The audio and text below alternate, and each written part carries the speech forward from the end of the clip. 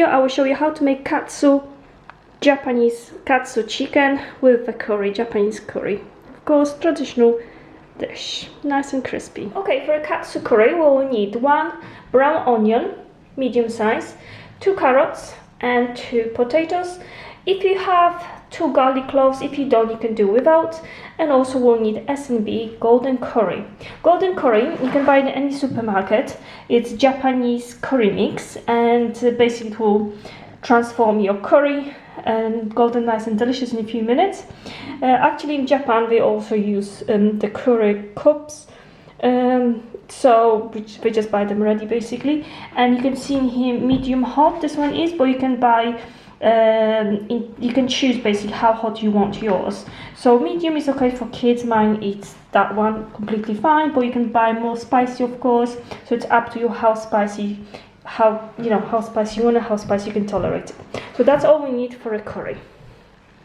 So just okay, we're gonna start the sauce with finely chopping the white onion. I'm gonna fry it on 2 tablespoons of olive oil.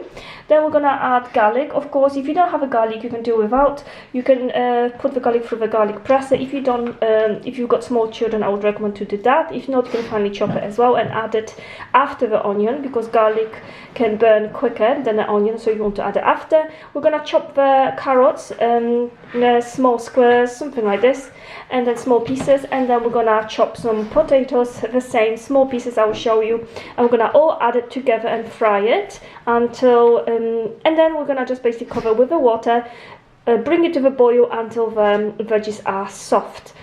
Finally, we're gonna add 1 of a cube and we're gonna cook our sauce a little bit longer to our desired consistency, and it will be ready in no time. We're gonna cut our onion finely chopped, like you can see in here. The same we're gonna do with this half. This is our onion finely chopped. Now we're gonna cut how our garlic looks like chopped. Our potatoes we want to chop in those squares like we would for a soup, chunky soup. We've got our potato chopped. Now we're gonna move on to carrots. If you have your own organic carrots, it's better to keep even the skin because it has lots of vitamins. But if you have the carrot from supermarket, then I would say peel the skin.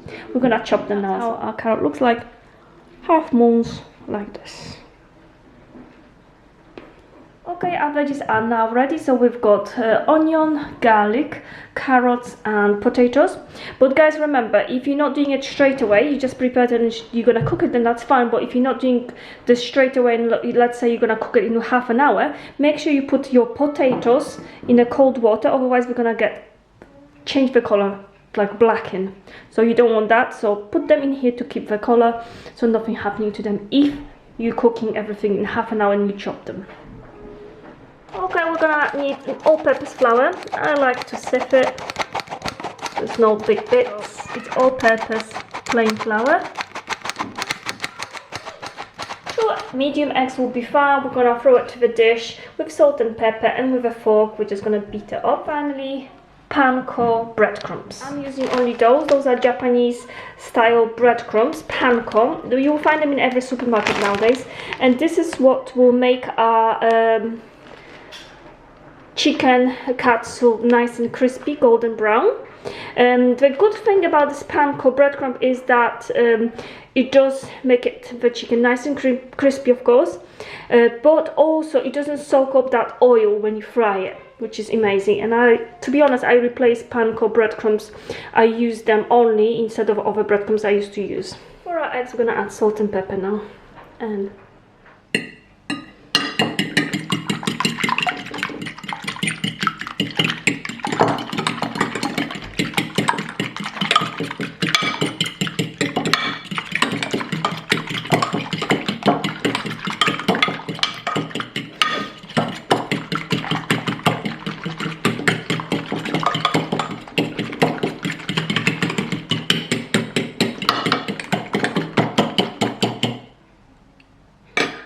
chicken, we're gonna basically coat it in flour. We're gonna get rid of the exceed flour, and then we're gonna coat it in egg yolk, and then we're gonna finally use a breadcrumbs, panko breadcrumbs, so it will be nice and crispy. You do have to do it in this order, so flour, eggs, So good quality chicken breast in here, as you can see. So we've got 3 in here, but of course we're gonna cut it, so we're gonna have 6 portion probably. Okay, time for our chicken. And this is a chicken breast, so what we're gonna do, we're gonna cut it in half. Then we're gonna use a foil, so the foil has to go on top of it. We're gonna tenderize it with a meat tenderizer. The only thing I want to mention is that there is a few different types of tenderizers. This one, as you can see, got bits sticking out, and it's not great for chicken because chicken breast is quite delicate, so you have to be careful when you do it. Make sure you've got the foil cover it. But in Italy, and surely you can buy it online as well, we do have a meat tenderizer, but it's got nice and smooth ending in here and there, so it doesn't hurt the chicken that much. It doesn't fall, you know, it doesn't tenderize the chicken too much, so it's softer on the meat. So I would recommend the other tenderizer if you've got a choice between them. I've got only that one, so unfortunately I have to use it, but I have to be more delicate with it, not to tear the meat too much. So what we're gonna do, just gonna cut it in half and then put the foil in, tenderize it. Before I'm gonna do anything, I'm gonna cut out this fat in here, and it's sticking out fat like that, so I'm gonna get rid of those bits. As you can see in here, I have cut my chicken in halves, and now I put the foil on top, and on both sides I'm gonna tenderize it. Okay, we're gonna tenderize it on both sides, and then we're gonna add some salt and pepper again on both sides. Okay, now salt and pepper on both sides.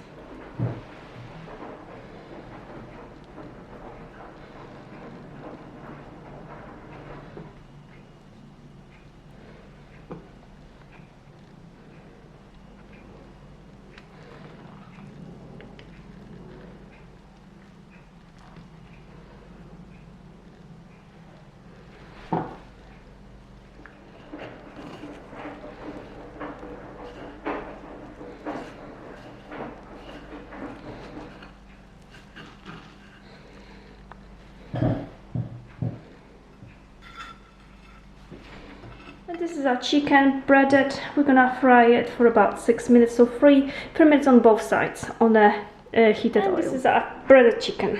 We're gonna fry it and make it. With our katsu chicken, we're of course gonna make sticky rice, Thai sticky rice. In the meantime, we're gonna fry up hot oil in a pan.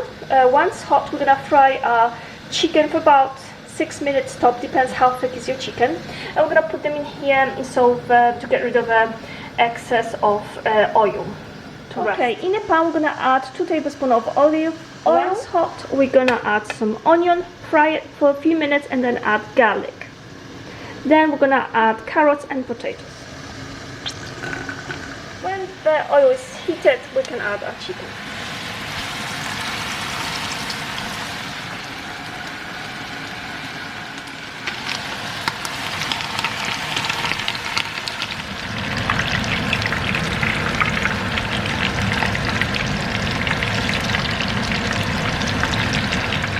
Our chicken should be nice and brown, cooked through. Make sure to our onion we have added garlic, and we're frying until nice and soft. Okay, now time for carrots and potatoes. Our cooked chicken, we're gonna leave it on a table to get rid of the oil. We have added carrots and potatoes. We've got carrots and potatoes now. What we have to do is add boiling water up to the very top to cover all the veggies, and we're gonna cook them under the cover until the veggies are soft.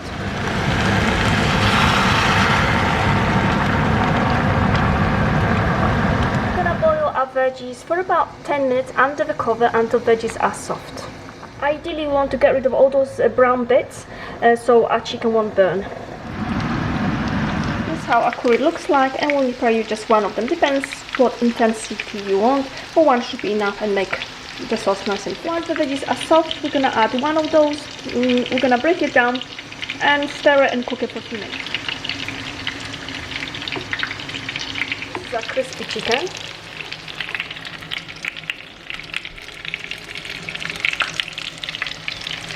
Our chicken is resting nice and crispy, as you can see in here.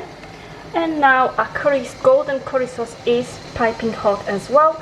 Make sure, my tip is to make sure your veggies are nice and soft before you're gonna add curry part. Golden curry, it can be as thick or thinner, the consistency you like. This is what I like. It's quite thick, but really nice.